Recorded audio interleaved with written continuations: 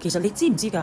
食嘢太快，原來對身體咧好大壓力㗎。好多人減肥咧，淨係會諗啊，我食啲乜嘢，唔好食啲乜嘢。但係好多人就忽略咗食飯嘅節奏。好多時候咧，我哋食嘢咧狼吞虎咽，食得太快太急咧，大腦根本嚟唔切話俾我哋知啊，我飽咗嘅信息，未感覺飽，其實已經食咗好多嘢啦。食得太快咧，會好多問題㗎喎，消化負擔變大啦，血糖上落咧好大，成日咧會覺得好攰啦，仲好想食甜嘢啦。長遠咁落去，梗係會堆積脂肪啦。反而啦，如果慢慢食啦，會有飽肚感啦，大腦咧會接收到信息啦，腸胃咧會輕鬆好多㗎，先至更容易維持健康體態㗎。俾大家幾個簡單即刻做到小貼士啦，食飯咧放低手機啦，唔好一邊睇手機一邊食。第二啦，每一啖咀嚼大約咧15至20下先好吞啊。第三啦，一餐盡量咧食15至20分鐘，就唔好話2-3分鐘咧就走去食完一個餐。其實咧健康咧唔係淨係改變你食啲乜嘢，而係改變你食飯嘅節奏啊。慢慢食，唔好覺得咧浪費時間，係俾身體咧足夠時間去感受飽足感。